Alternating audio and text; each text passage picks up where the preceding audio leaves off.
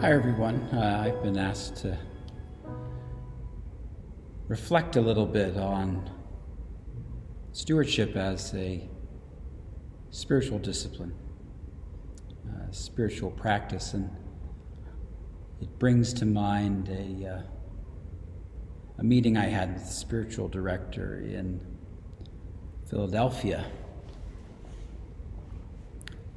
I don't know, 10, 15 years ago. And as is the usual way these things go, we met once a month to go over kind of my pattern of prayer and work, and to reflect upon how God was moving in my life. And I sort of trotted rather smugly through the usual business, praying the morning and evening offices, setting aside time to be still with God in silence. I was doing teaching in the parish and at other parishes in the diocese, lay preaching, and in my work, in addition to the teaching at the university, I was going into the inner city schools and teaching poetry in the schools projects.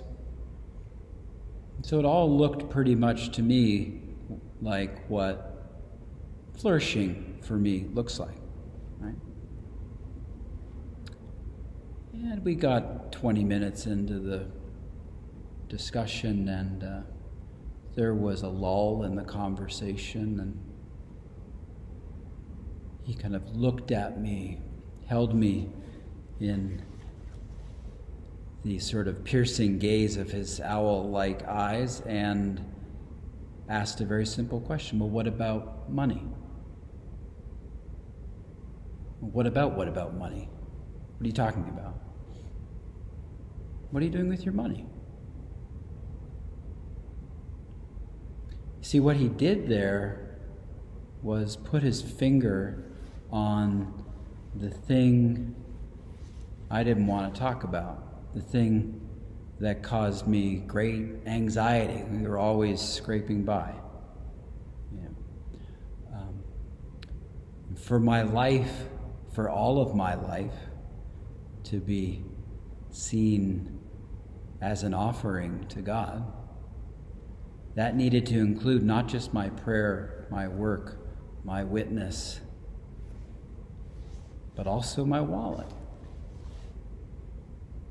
And so we started to talk a little bit about what it actually means for Christ to be king, for Christ to be at the center of my life.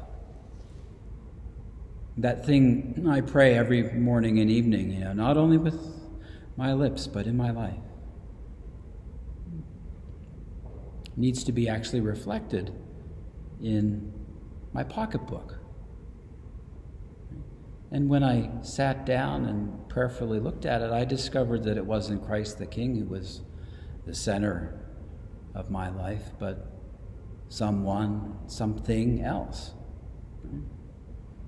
And so it started to create in me this much more intentional, prayerful way of relating to my finances, and seeing if I couldn't move responsibly, right? Not in a crazy way, but responsibly towards having my finances actually reflect what I profess each and every morning, right? In my faith, that Christ is the center, Christ is the King. And so can my finances actually reflect that professed reality? And what I discovered is that for me, and I think for a lot of people, money is the thing that we just don't want to talk about. There's kind of a waspy notion that, it's a little bit uncouth or unclean. If you've got it, you don't talk about it, right? And so I started to examine all those kind of beliefs about money and started to see money in the light of the incarnation, that we are embodied beings in a real and embodied world. And that real and embodied world, what do you know? Costs money. This place has a $500,000 a year budget. That money doesn't come from the national church. In fact, we give money to the national church each year. That money doesn't come from the diocese. In fact, we give money to the diocese for its work each year. That money comes from us, right? It's part of what it means for us to actually be beloved community, is to prayerfully examine our pocketbooks and to see what we might be able to contribute, if indeed Christ is King. What we might be able to contribute to the building up of the kingdom, to this precious, precious work of knowing Christ as a community and then making Christ known in thought, word, and deed outside the walls of this church.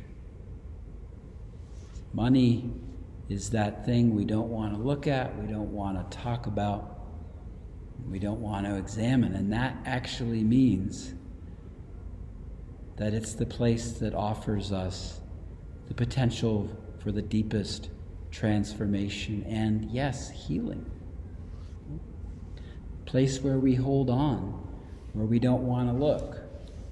Right there is a precious opportunity to actually step into, embrace, and embody the freedom that is promised to each and every one of us as beloved children of God. Freedom of Christ, the one who took captivity captive so that we might know true, unshakable freedom.